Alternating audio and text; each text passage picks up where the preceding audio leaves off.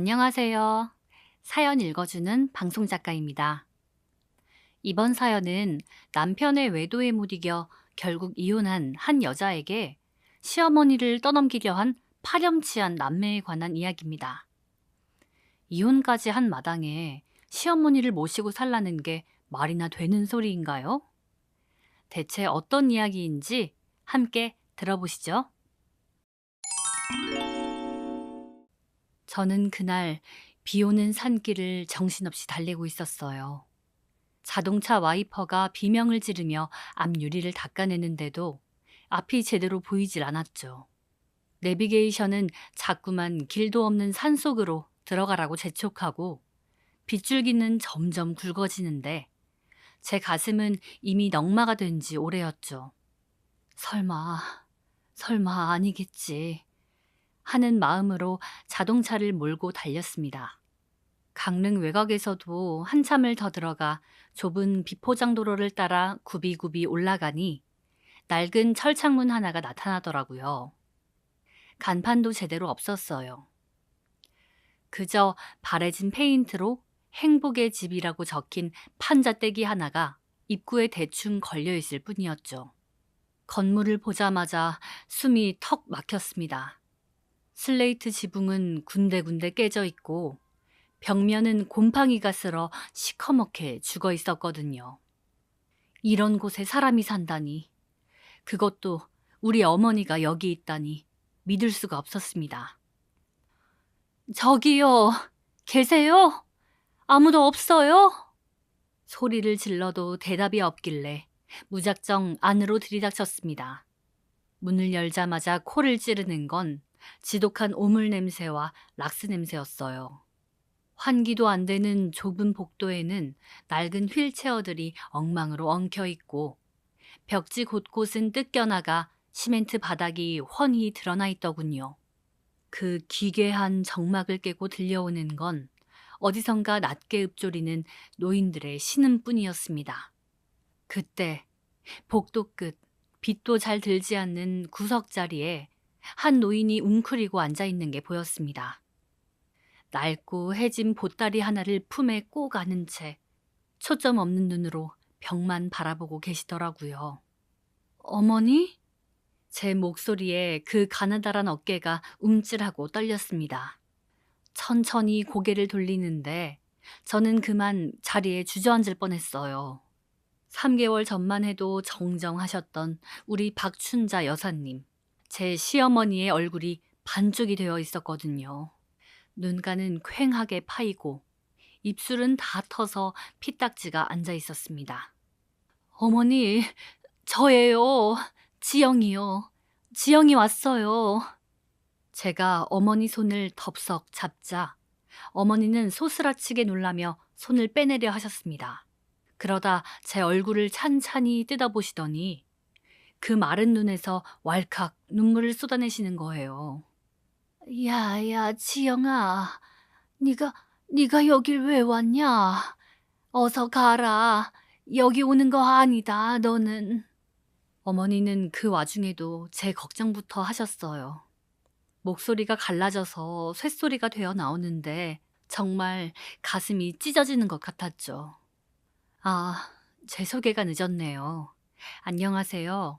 저는 강원도 강릉 초당 근처에서 작은 야생화 화원을 꾸리며 살고 있는 48살 임지영이라고 합니다. 사실 저는 이미 1년 전에 남편과 이혼한 사이예요. 남편의 지독한 사치와 바람기 때문에 결혼 생활에 종지부를 찍었죠. 보통 이혼하면 시댁과는 남보다 못한 사이가 된다지만 저는 좀 달랐습니다. 친정 엄마가 돌아가셨을 때 밤새 제 곁을 지키며 이제 내가 네 어미 노릇 해주마 하셨던 분이 바로 우리 시어머니 박춘자 여사님이었거든요. 남편과 이혼하라고 먼저 등을 떠밀어 주신 분도 너라도 네 인생 찾아가라 하며 눈물 짓던 분도 우리 시어머니셨고요. 그래서 이혼 후에도 반찬을 해다 나르며 친정엄마처럼 모시고 지냈는데 불과 3달 전까지만 해도 서울 아들집에서 잘 지내고 계신다던 분이 왜 이런 지옥구덩이에 계신 건지 도저히 이해가 가지 않았습니다. 어머니, 이게 대체 어떻게 된 일이에요? 수진 아가씨가 좋은 요양병원으로 모셨다고 했잖아요. 근데 이게 무슨 꼴이에요? 제 물음에 어머니는 그저 품에 안은 보따리만 더 꽉 쥐실 뿐이었습니다. 그때였어요. 덩치 큰 남자 한 명이 문을 쾅 열고 들어오더군요. 이 허름한 곳의 원장이라는 사람이었습니다. 아니, 아줌마는 누군데 남의 영업장에 마음대로 들어와서 소란이야? 여기 보호자 허락 없으면 면회 안 되는 거 몰라요? 보호자요? 제가 보호자예요. 아니, 보호자고 뭐고 사람을 이런 데다 쳐넣는 법이 어딨어요?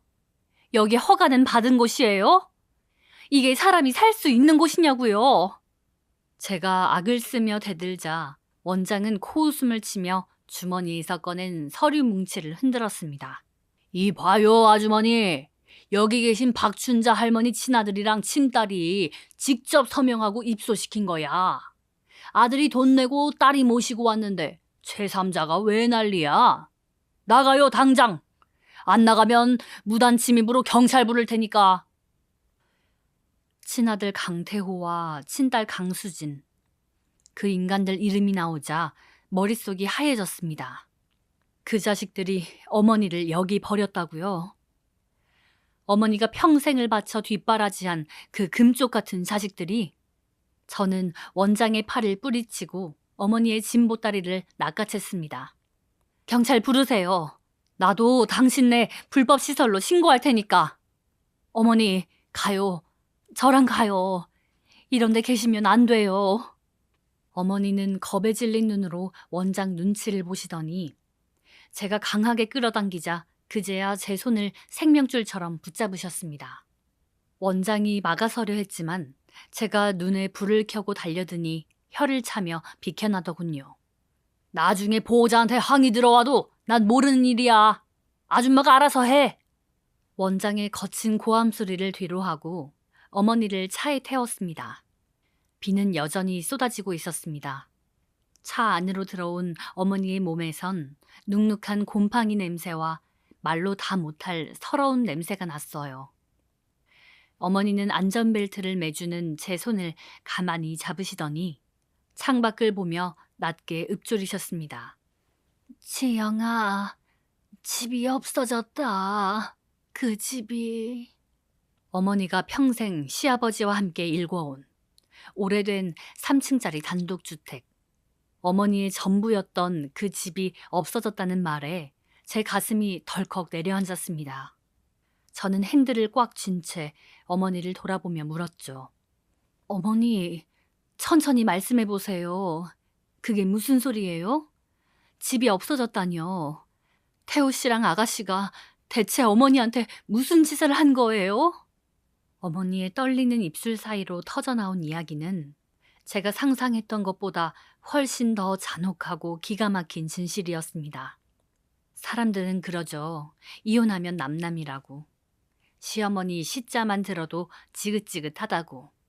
하지만 저에게 박춘자 여사님은 조금 다른 존재였습니다.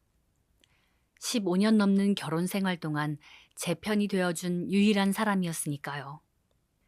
지금 생각해보면 제가 그 모진 세월을 버틸 수 있었던 건 남편 강태우가 아니라 바로 우리 어머니 덕분이었습니다. 5년 전 제 친정엄마가 갑작스럽게 돌아가셨을 때 그때 저는 세상을 다 잃은 기분이었어요. 외동딸이라 상주 노릇하느라 정신도 없었고 슬퍼할 겨를도 없이 손님들을 맞아야 했죠.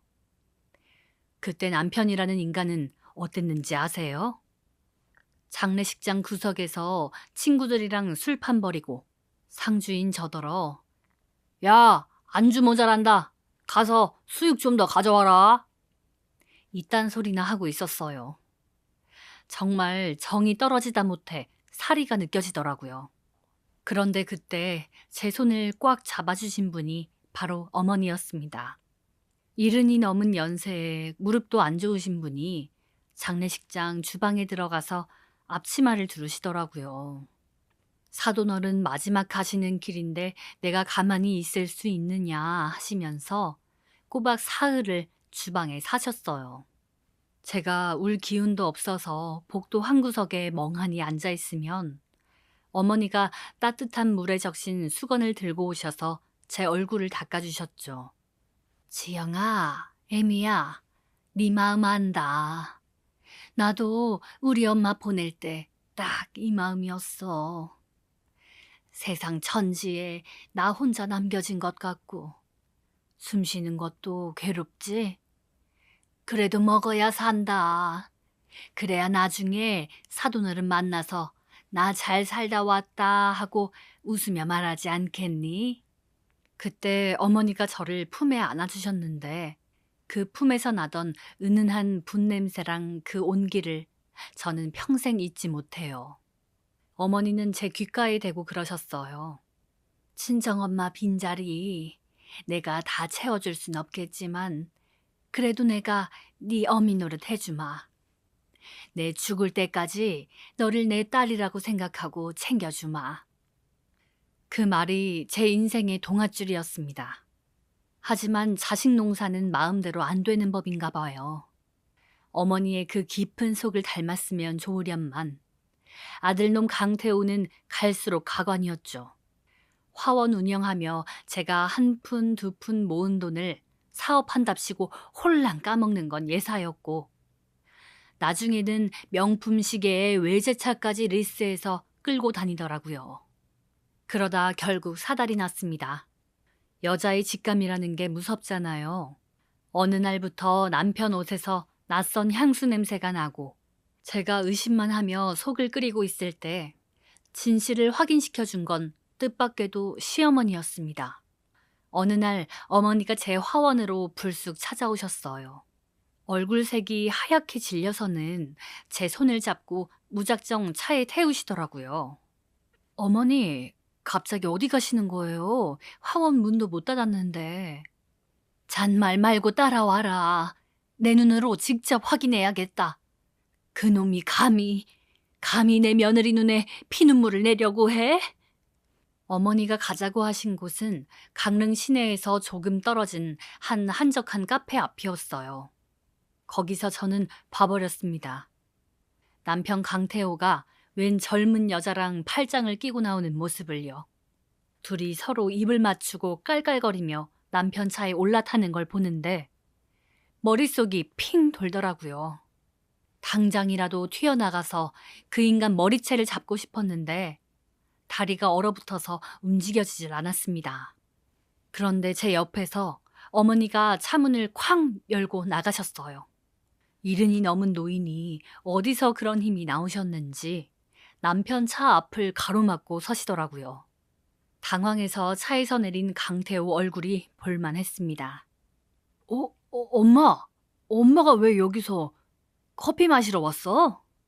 어머니는 대답 대신 아들의 뺨을 후려치셨어요.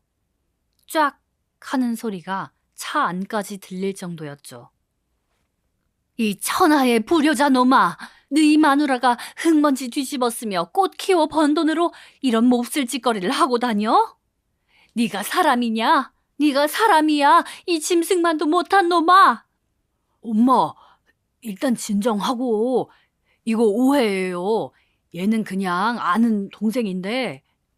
입 닥쳐. 애미가 멀쩡히 눈을 부릅뜨고 있는데 어디서 거짓말이야?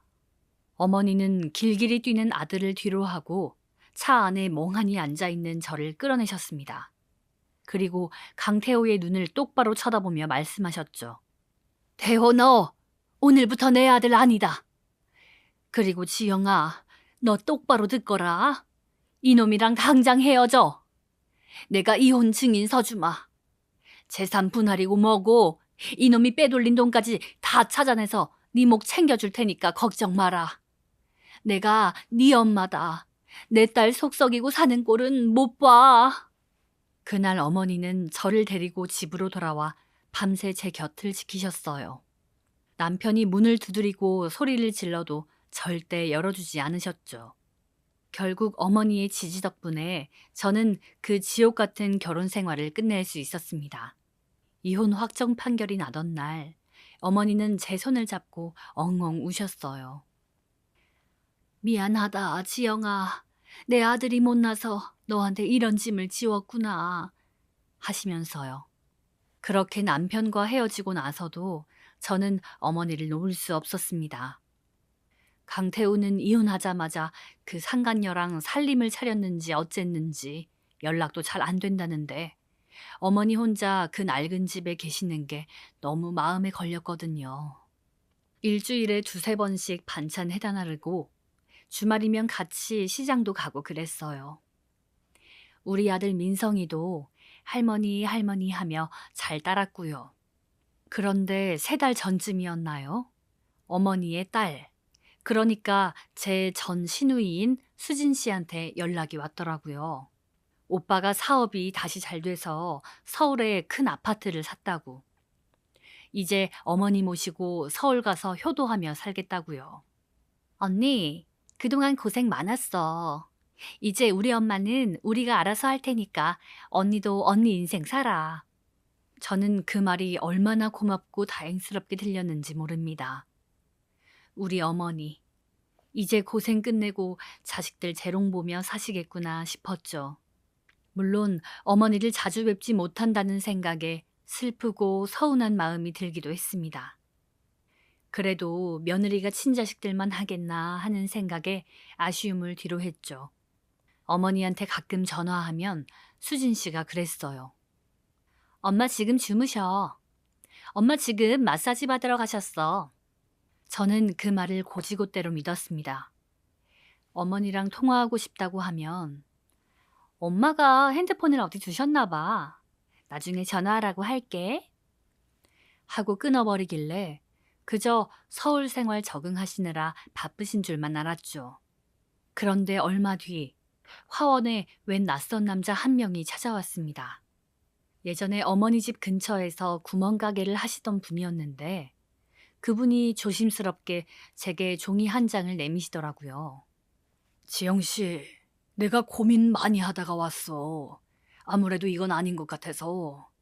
춘자 할머니 서울 가신 거 아니야. 저기 산속 요양병원에 계셔. 내가 우연히 그 집 딸내미가 할머니 진보딸이 차에 싣고 가는 걸 봤거든. 행선지를 몰래 들었는데 거기 이름이 행복의 집이더라고. 그 말을 듣는 순간 심장이 덜컥 내려앉았습니다. 수진 씨가 말했던 효도가 사실은 방치였구나 싶었죠. 앞뒤 잴 것도 없이 차를 몰고 달려갔고 거기서 저는 오물 냄새 가득한 방에 버려진 우리 어머니를 발견한 겁니다. 저는 어머니를 태우고 제 화원 뒷마당에 도착했습니다. 비는 어느덧 잦아들었지만 공기는 여전히 차가웠어요. 뒷좌석에서 내린 어머니는 다리가 후들거리는지 제 팔을 꽉 붙잡으셨습니다. 화원 안으로 들어서자 익숙한 흙냄새와 꽃향기가 풍겨왔죠. 그제야 어머니는 긴장이 풀리셨는지 소파에 털썩 주저앉으셨어요. 어머니, 이제 괜찮아요. 여기 우리 집이에요. 일단 씻고 좀 쉬세요. 제가 따뜻한 국이라도 좀 끓여올게요. 제가 주방으로 가려는데 어머니가 제 소매자락을 붙잡으셨습니다. 그리고는 무릎 위에 올려둔 그 낡은 보따리를 천천히 풀기 시작하셨어요. 지영아, 내가 바보같이 당했다.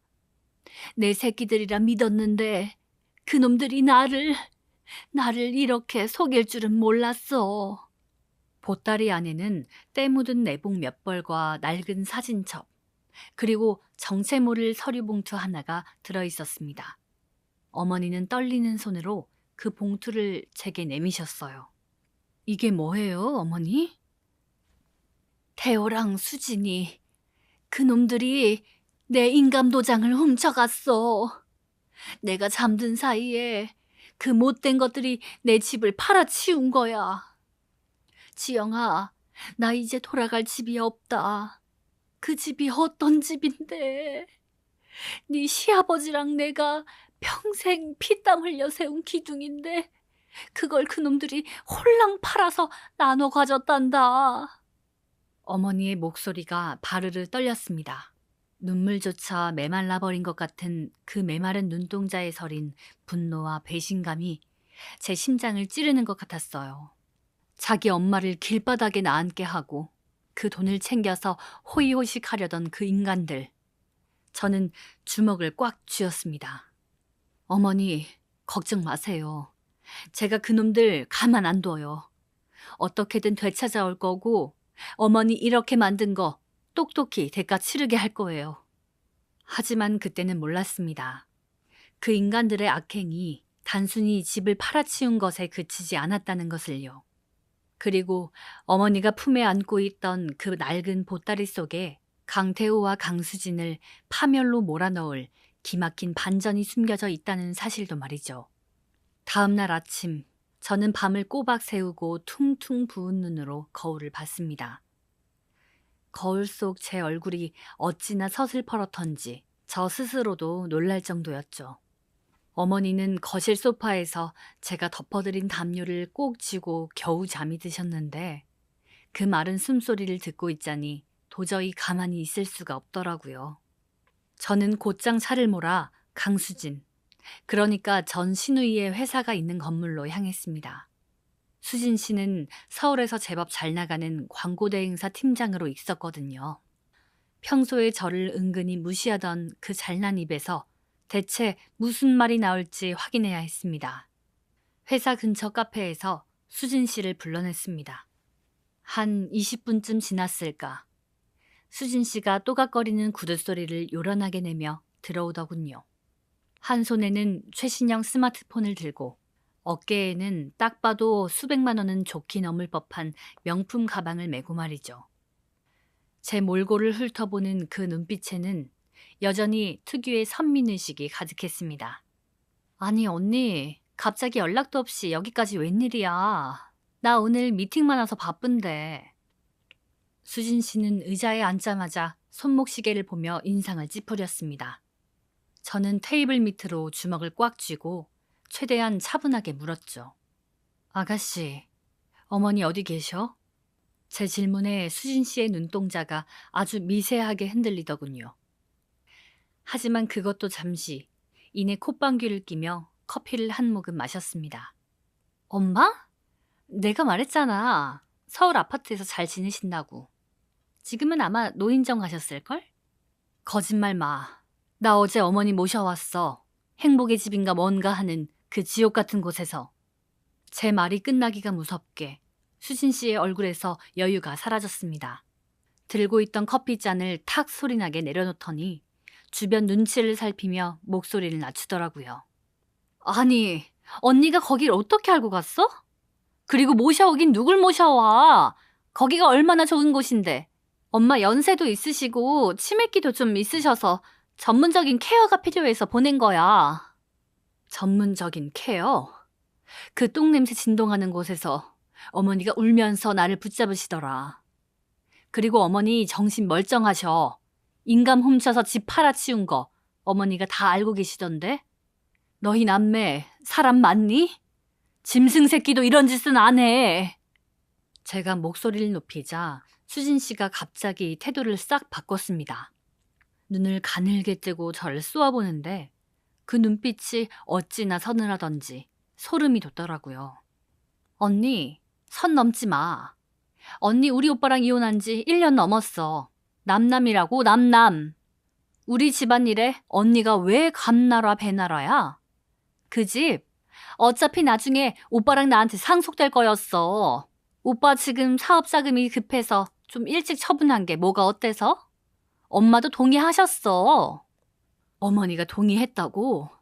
잠든 사이에 도장 훔쳐간 게 동의야?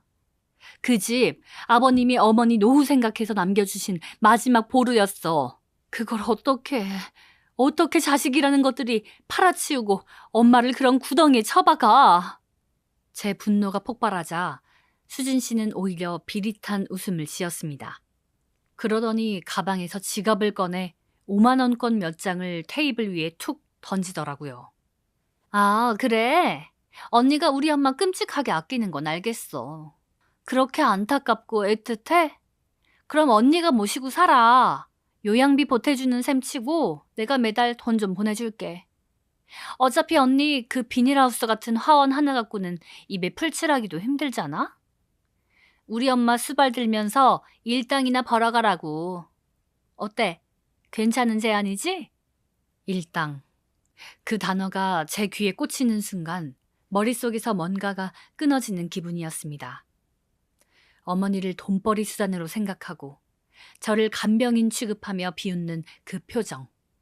저는 떨리는 손으로 테이블 위에 놓인 돈을 집어 수진 씨의 얼굴에 뿌려버렸습니다. 너 방금 그 말 평생 후회하게 해줄게. 어머니가 너 같은 걸 자식이라고 믿었던 세월이 아깝다. 수진아, 너 똑똑히 들어. 이제 내가 너희 어머니 모시고 살 거야. 니들이 주는 구린내 나는 돈 한 푼도 필요 없어. 너희 같은 괴물들한테서 어머니 지킬 거야. 카페 안 사람들의 시선이 우리에게 쏠렸지만 상관없었습니다. 수진 씨는 얼굴에 맞은 지폐를 거두며 부들부들 떨더군요. 그래, 잘 됐네. 언니가 모시고 살면 우리야 땡큐지. 대신 나중에 힘들다고 우리한테 연락하지 마. 그리고 그 집 한 돈 이미 오빠가 다 가져갔어. 지 애인 빚 갚아준다고 다 써버렸다고. 그러니까 나한테서는 한 푼도 받아낼 생각하지 마. 수진 씨는 악에 받친 목소리로 소리를 지르고는 카페를 쌩하니 나가버렸습니다. 저는 혼자 남겨진 테이블에 앉아 한참을 흐느꼈습니다. 분노보다도 우리 어머니가 평생을 바쳐 키워낸 결실이 고작 이런 악마들이라는 사실이 너무나 비참했거든요. 강릉으로 돌아오는 길, 머릿속이 복잡했습니다. 당장 우리 집 방 한 칸을 치워서 어머니를 모시는 건 어렵지 않았어요. 하지만 강태호, 그 인간이 집 한 돈을 다 날렸다는 소리가 계속 귓가에 맴돌더라고요. 어머니의 전 재산이나 다름없는 그 집을 상간녀 빚 갚는 데 썼다니. 이건 단순한 재산 분쟁이 아니라 명백한 범죄라는 생각이 들었습니다. 화원에 도착하니 어머니가 마당에 핀 야생화들을 하나하나 쓰다듬고 계셨어요. 제가 내리는 걸 보고는 환하게 웃으시는데 그 웃음이 너무 투명해서 제 마음이 더 시렸습니다. 지영아, 왔니? 이 꽃들이 배가 고픈가 보다. 흙이 바짝 말랐어. 저는 말없이 다가가 어머니를 꼭 안아드렸습니다. 어머니, 죄송해요. 진작 제가 모셨어야 했는데. 이제 아무데도 가지 마세요. 저랑 여기서 꽃 키우고 민성이랑 같이 살아요. 제가 맛있는 거 많이 해드릴게요. 어머니는 제 등을 토닥이며 낮게 한숨을 쉬셨습니다. 아니다, 지영아. 네 처지 뻔히 아는데 내가 어떻게 짐이 되겠니? 염치가 있지. 수진이 그년한테 연락 왔더냐? 뭐라 하든 지 오빠 싸고 돌며 너한테 모진 말 했지? 어머니는 이미 다 알고 계신 듯 했습니다. 자식들의 본성을 가장 잘 아는 건 역시 부모였겠죠. 저는 수진 씨의 만행을 차마 다 전하지 못하고 그저 고개만 저었습니다. 그날 저녁, 저는 화원 구석에 있는 작은 창고방을 정리하기 시작했습니다. 어머니가 편히 쉬실 수 있도록 깨끗한 침구를 깔고 창가에는 어머니가 좋아하시는 국화 화분도 하나 가져다 두었죠. 어머니는 제가 움직이는 걸 가만히 지켜보시다가 한참 뒤에 조용히 제 곁으로 다가오셨습니다. 지영아, 너 정말 나랑 살 거니? 나 치매 노인 취급받으면서 버려졌던 사람이다. 너한테 폐만 끼칠 텐데. 어머니, 그런 소리 마세요. 누가 어머니를 치매라고 그래요? 저보다 기억력도 좋으신 분이. 어머니랑 같이 살 생각하니까 오히려 든든한걸요. 제 진심 어린 말에 어머니의 눈가가 다시 촉촉해졌습니다. 어머니는 방바닥에 앉아 한참 동안 벽을 만져보시더니 문득 생각난 듯 제 손을 꽉 잡으셨습니다. 지영아, 사실은 말이다. 내가 너한테 말 안 한 게 있어. 태호랑 수진이 그놈들이 알면 눈 뒤집어질 일이 하나 더 있단다. 어머니의 목소리가 갑자기 낮고 은밀하게 변했습니다. 그 눈빛에는 요양원에서 봤던 그 무력함 대신 단단하고 서슬퍼런 기운이 서려 있더군요. 시아버지가 죽기 전에 나한테만 몰래 남긴 게 있어. 그놈들 성격 불보듯 뻔하니까 절대 말하지 말라고 신신당부하면서 넘겨준 땅이 있단다. 강릉 주문진 쪽에 꽤 큰 땅인데 그놈들은 그게 시아버지 친구 명의인 줄로만 알고 있어. 저는 깜짝 놀라 어머니를 쳐다봤습니다. 어머니는 품에 안고 있던 그 낡은 보따리 깊숙한 곳에서 꼬깃꼬깃하게 접힌 등기필증 하나를 꺼내 보여주셨습니다. 이거 내가 요양원 끌려갈 때도 내복 사이에 숨겨서 가져온 거야. 집은 팔렸어도 이건 못 팔지. 이건 내 목숨줄이고 너랑 우리 손주 민성이 미래다. 지영아, 그 못된 것들이 내 집 팔아먹고 너 비웃었지? 내 그 꼴 못 본다. 이 땅 내가 너 줄 거다. 이미 네 이름으로 돌려놓을 생각까지 다 해뒀어. 짐작도 못했던 그 말에 제 심장이 쿵쾅거리기 시작했습니다. 어머니가 숨겨둔 그 땅이 앞으로 우리 앞에 어떤 폭풍을 몰고 올지 두려운 마음이 들었죠.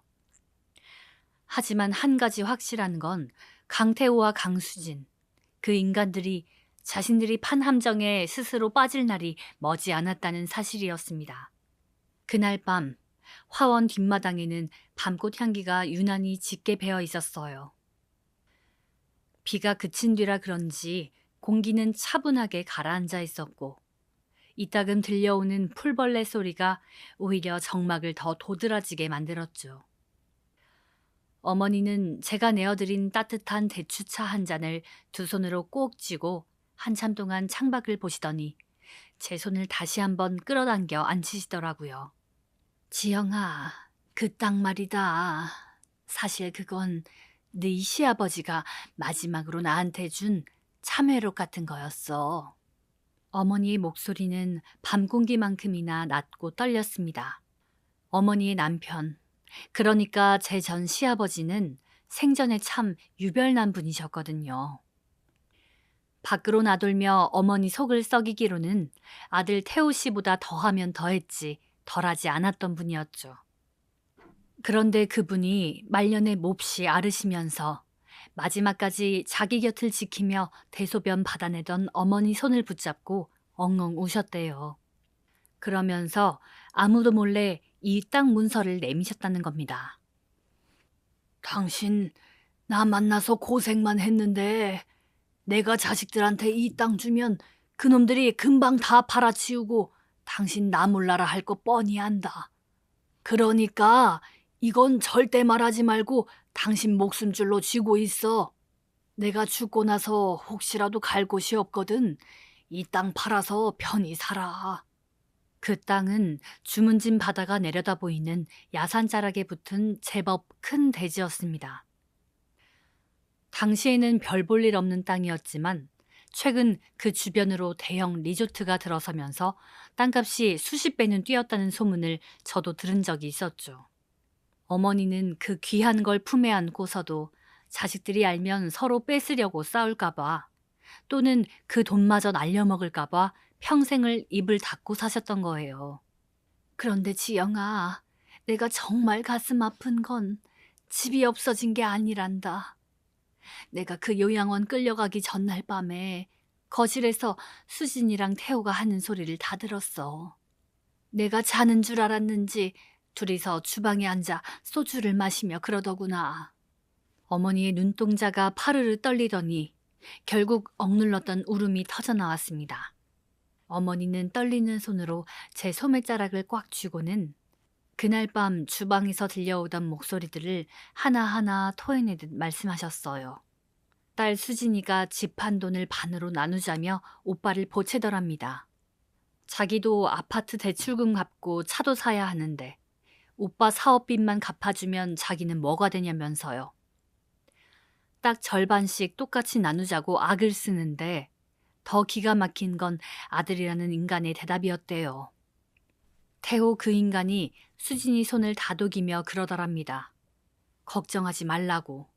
강릉 쪽에 한 번 들어가면 죽기 전엔 절대 못 나오는 요양원을 이미 알아봐 놨으니 신경 끄고 우리끼리만 잘 살면 된다고요. 제 자식놈 입에서 자기를 산채로 묻겠다는 말이 나오는데 어머니는 차마 소리도 못 내고 입술만 깨물고 계셨던 거예요. 늙은 게 죄인 게야. 죽기 전에는 못 나오는 곳. 제 자식 입에서 그런 말이 나오는 걸 들었을 때 어머니의 심정이 어땠을까요? 저는 차마 상상조차 할 수 없어서 어머니를 그저 꽉 안아드릴 수밖에 없었습니다. 어머니의 마른 어깨가 제 품 안에서 들썩였죠. 어머니는 그날 밤 스스로 진보다리를 싸면서도 혹시나 자식들이 마음을 바꿔줄까봐 엄마, 우리가 잘못했어 하며 빌어줄까봐 끝까지 기다리셨대요. 하지만 다음날 아침 수진이는 어머니를 짐짝 취급하며 차 뒷좌석에 밀어넣더랍니다. 저는 그 이야기를 듣는 내내 피가 끓는 것 같았어요. 사람의 탈을 쓰고 어떻게 그럴 수 있는지, 그 잘난 자식들이라는 작자들의 밑바닥이 어디까지인지 정말 소름이 돋더라고요. 어머니, 됐어요. 이제 더는 말씀하지 마세요. 그 인간들은 이미 자식 아니에요. 어머니가 평생 숨겨온 이 땅, 그놈들한테는 단 한 평도 안 줄 거예요. 제가 어머니 이름으로 똑똑히 지켜드릴게요. 그리고 그놈들이 저지른 짓 그냥 안 넘어가요. 결심이 서자마자 저는 행동을 개시했습니다. 일단 그 인간들이 어머니를 강제로 유기했다는 증거가 필요했거든요. 그런데 뜻밖의 기회가 찾아왔습니다. 며칠 뒤 수진 씨가 제 화원으로 다시 연락을 해온 거예요. 언니, 엄마 기분은 좀 어때? 아, 사실은 오빠가 그러는데 엄마가 예전에 들었던 적금이 하나 있다는 것 같더라고. 혹시 엄마가 언니한테 뭐 말한 거 없어? 도장이나 통장 같은 거 말이야. 기가 막히더라고요. 어머니를 요양원에 버려놓고도 혹시나 남은 돈이 있을까봐 냄새를 맡고 달려드는 그 탐욕스러운 목소리라니. 저는 순간적으로 머리를 굴렸습니다. 글쎄, 어머니가 가끔 정신이 오락가락 하시면서 무슨 적금 통장 이야기를 하시긴 하더라.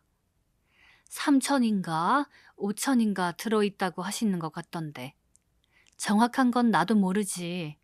어머니가 통장을 어디다 숨겨놨다고만 하시고 절대 안 보여주셔. 일부러 수천만 원 정도가 있을 법한 뉘앙스를 풍겼더니 수진 씨의 숨소리가 거칠어지는 게 전화기 너머로도 느껴졌습니다.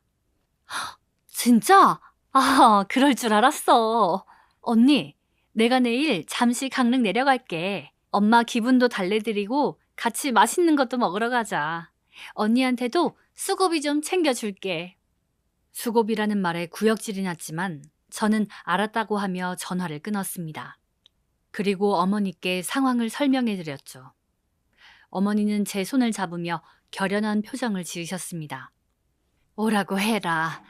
내가 그년 면상에 대고 연극이라도 해줄 테니까. 대신 지영아, 너는 꼭 그놈들이 무슨 작당을 했는지 증거를 찾아야 한다. 다음 날 오후, 수진 씨가 자신의 하얀색 외제차를 끌고 거만하게 화원 마당으로 들어섰습니다. 차에서 내리는 수진 씨는 선글라스를 머리에 얹고 명품 로고가 가득한 옷을 입고 있었죠. 어머니의 집을 판 돈으로 치장한 그 모습이 어찌나 가증스럽던지 저는 애써 표정을 관리하며 그녀를 맞았습니다. 언니, 나 왔어. 엄마는? 방에 계셔? 지금 기분이 별로 안 좋으신데 아가씨가 잘 좀 달래봐. 적금 이야기는 아가씨가 슬쩍 꺼내보는 게 나을 거야. 수진 씨는 의기양양하게 안방으로 들어갔습니다.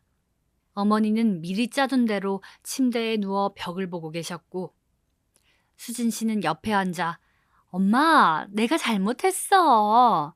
거기 요양원이 좋다고 해서 보낸 건데 엄마가 그렇게 싫어할 줄 몰랐지. 라며 가증스러운 애교를 떨기 시작하더군요. 그 틈을 타서 저는 슬그머니 마당으로 나왔습니다. 수진 씨가 차 키를 거실 테이블 위에 두고 간 걸 확인했거든요. 제 가슴이 콩닥콩닥 뛰기 시작했습니다. 만약 걸리기라도 하면 절도범으로 몰릴 수도 있는 상황이었죠.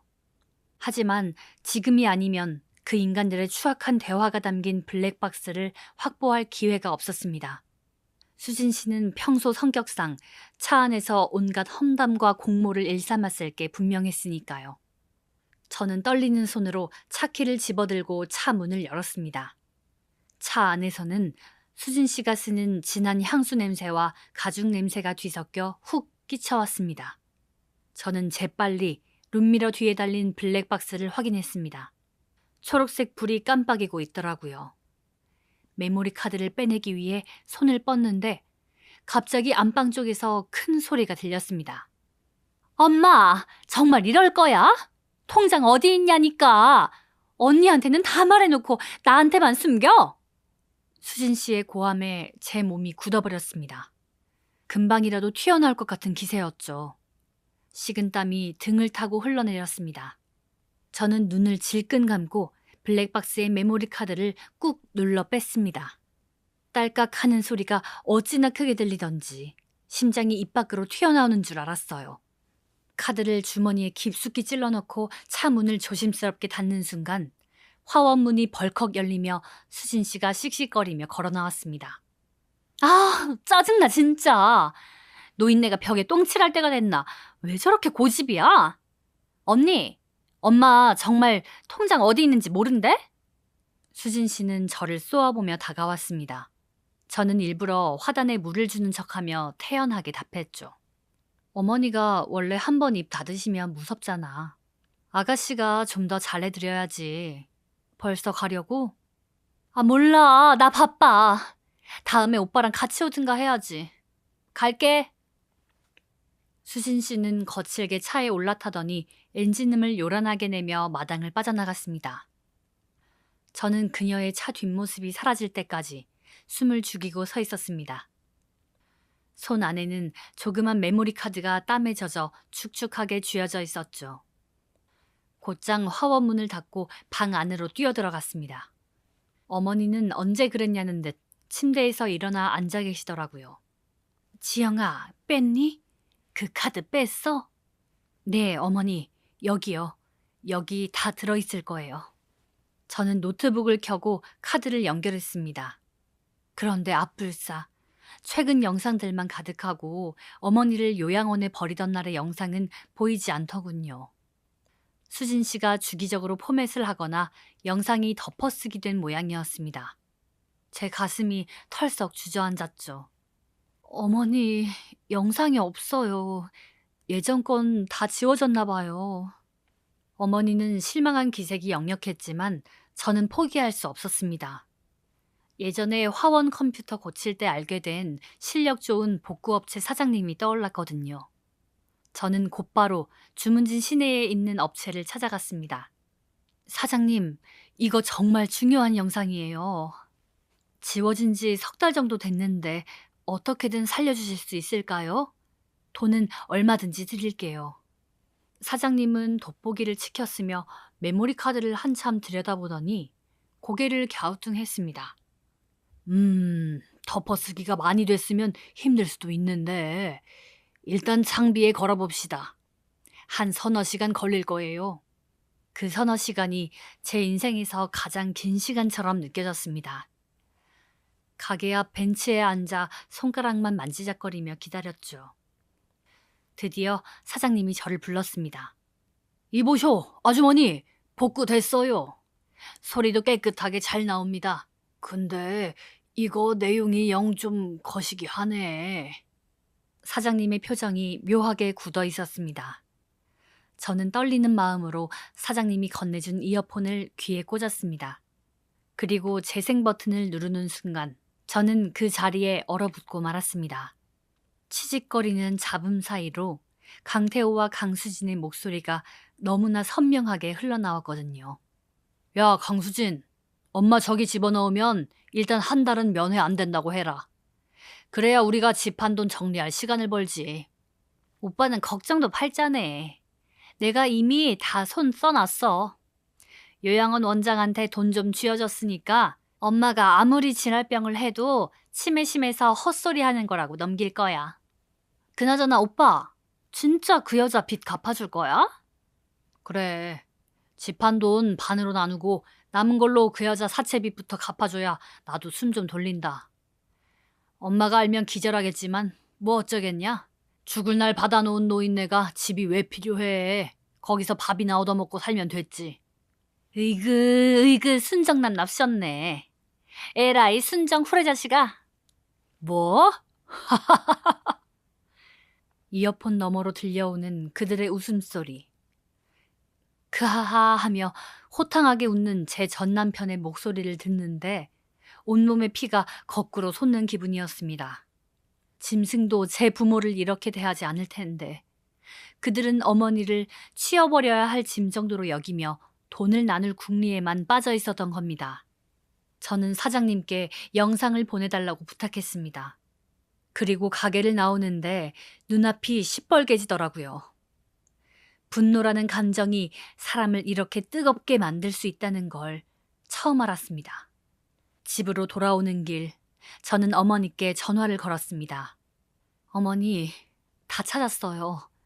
그놈들 목소리, 그놈들 악행, 여기 제 손에 다 들어있어요.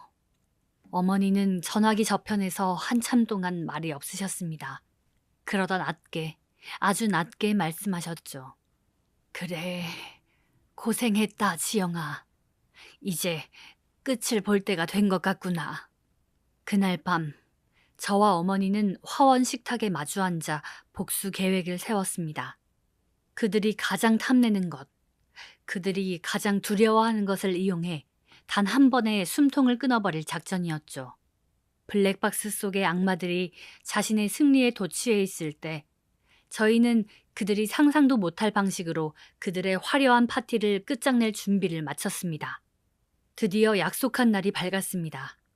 강릉의 해질녘 노을이 저희 화원 유리창을 붉게 물들이고 있었죠.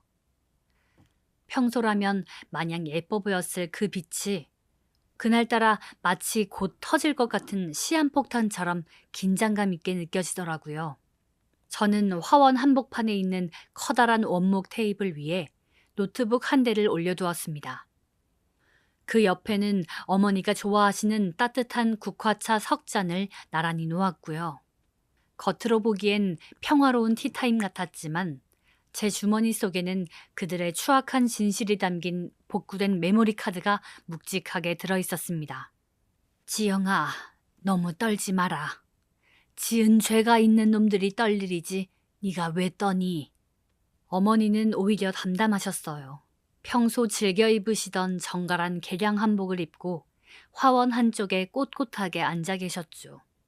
그 눈빛을 보니 저도 오기가 생기더라고요. 곧이어 마당에 요란한 타이어 마찰 소리가 들리더니 검은색 세단 한 대가 멈춰섰습니다. 차에서 내린 건 수진이와 그리고 1년 만에 보는 제 전남편 강태호였습니다. 그 얼굴을 보자마자 구역질이 나올 것만 같았죠. 강태호는 예전보다 훨씬 초췌해 보였지만 그 눈빛은 여전히 탐욕으로 번들거리고 있었습니다. 화원으로 들어서자마자 저와 어머니는 안중에도 없다는 듯 주변을 두리번거리더라고요. 엄마, 나왔어. 아니, 왜 여기 와 계셔? 자식들 집 놔두고 남의 집 구석에서 이게 무슨 고생이야. 강태우가 가증스럽게 어머니의 손을 잡으려 했습니다. 어머니는 차갑게 그 손을 뿌리치셨죠. 수진 씨는 옆에서 거들며 제 눈치를 살폈습니다. 언니, 엄마가 말한 그 적금이랑 땅 서류 지금 어디 있어? 우리가 엄마 모시고 가면서 정리해드리려고 그래. 오빠가 이번에 사업 새로 시작하는데 엄마 땅 담보로 대출 좀 받으면 금방 일어설 수 있거든? 그럼 엄마한테 수익금도 꼬박꼬박 드릴 거고. 땅이라는 단어가 나오자마자 강태우의 입꼬리가 파르르 떨리더군요. 저 인간들에게 어머니는 그저 뽑아먹을 게 남은 땅 문서, 그 이상도 이하도 아니었습니다. 저는 말없이 노트북 화면을 그들 쪽으로 돌렸습니다. 그 전에 보여줄 게 하나 있는데 아가씨 차 블랙박스에서 재밌는 게 나왔거든. 수진이의 얼굴이 순식간에 하얗게 질렸습니다. 블랙박스? 그게 왜 언니한테 있어? 라고 쏘아붙이려던 찰나 제가 재생 버튼을 눌렀습니다. 화원 안에 설치된 스피커를 통해 지옥 같은 대화가 흘러나왔습니다.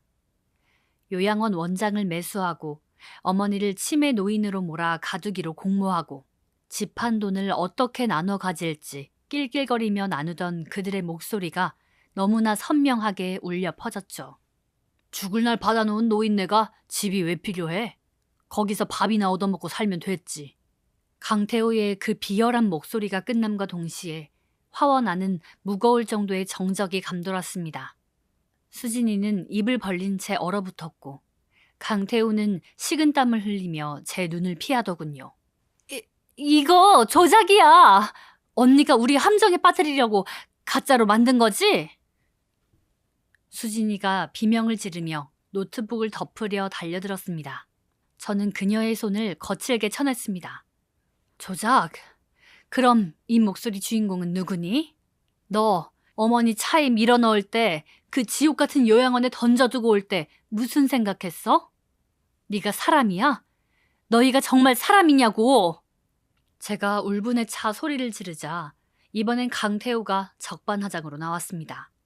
그래, 좀 심했던 건 인정해. 근데 사람이 나이 들면 요양원 가는 게 순리 아니야? 그 집도 어차피 나중에 내 거 될 거였잖아. 그리고 지영이 너 이혼했으면 제발 우리 집안일에서 빠져. 네가 뭔데 이래라 저래라야. 닥치고 땅 문서나 내놔. 강태호가 제 멱살을 잡으려는 듯 다가오자 그때까지 가만히 계시던 어머니가 자리에서 일어나셨습니다. 그리고 테이블 위에 있던 뜨거운 국화차를 그대로 강태호의 얼굴에 끼얹어 버렸죠. 아! 엄마! 입 닥쳐라. 이 짐승만도 못한 놈아. 어머니의 목소리는 낮았지만 화원 전체를 압도할 만큼 서슬퍼랬습니다. 어머니는 부들부들 떨고 있는 아들과 딸을 똑바로 응시하며 한자 한자 내뱉으셨습니다. 내가 너희를 낳고 미역국을 먹은 게 내 인생 최고의 한이다. 너희가 내 집을 팔고 나를 요양원에 처박을 때 그때까지도 나는 너희를 믿고 싶었다. 그런데 이 영상을 보니 알겠구나. 너희는 내 자식이 아니라 내 고혈을 빨아먹는 거머리들이야. 어머니는 품 안에서 낡은 등기필증 봉투를 꺼내 제 손에 쥐어주셨습니다. 너희들 잘 들어라. 너희 아버지가 나한테 남긴 이 주문진 땅, 방금 지영이 이름으로 증여 절차 끝냈다. 변호사 대동해서 공증까지 다 마쳤어. 너희한테 갈 돈은 단 한 푼도, 단 한 평도 없다. 그 말에 강태호와 수진이의 눈이 뒤집혔습니다. 뭐? 엄마 제정신이야? 저 여자가 뭔데? 저 년이 뭔데 그 비싼 땅을 줘? 취소해. 당장 취소하라고. 강태호가 미친 사람처럼 저에게 달려들어 서류를 뺏으려 했습니다. 하지만 그때 화원 문이 열리며 미리 연락해둔 경찰관 두 분과 제 아들 민성이가 들어왔습니다. 무슨 소란입니까? 신고받고 왔습니다. 강태호가 당황하며 뒤로 물러섰습니다. 경찰보다 자신을 무섭게 쏘아보고 있는 아들 때문이었죠. 민성이는 아귀보다 못한 아빠의 모습을 보며 차갑게 일갈하더군요. 당신 같은 사람 내 아버지라고 생각한 적 없어. 엄마한테 한 짓, 그리고 할머니한테 한 짓, 법대로 제값 다 받으세요. 다시는 우리 앞에 나타나지 마시고요. 진짜 쓰레기 같으니까. 경찰이 들이닥치고 복구된 영상과 어머니의 진술이 이어지자 그제야 사태의 심각성을 깨달은 수진이가 제 무릎 아래에 넙죽 엎드렸습니다. 언니, 내가 잘못했어. 오빠가 시켜서 그런 거야. 제발 고소만은 하지 말아줘. 나 직장에서 잘리면 끝장이야, 언니. 하지만 저는 그 손을 차갑게 뿌리쳤습니다. 수진아, 네가 나한테 그랬지? 일당 줄 테니 어머니 수발이나 들라고. 그 말 그대로 돌려줄게. 이제 감옥 가서 네가 저지른 죄 일당으로 계산하면서 살아. 어머니 집 판 돈 요양원 강제 유기, 그리고 사기 공모까지 하나도 빠짐없이 죗값 치르게 해줄 테니까. 강태호와 강수진은 결국 경찰차에 실려가면서도 서로의 탓을 하며 소리를 질러댔습니다. 그 역겨운 소음이 멀어지고 나서야 화원에는 다시 고요한 꽃향기가 감돌기 시작했습니다.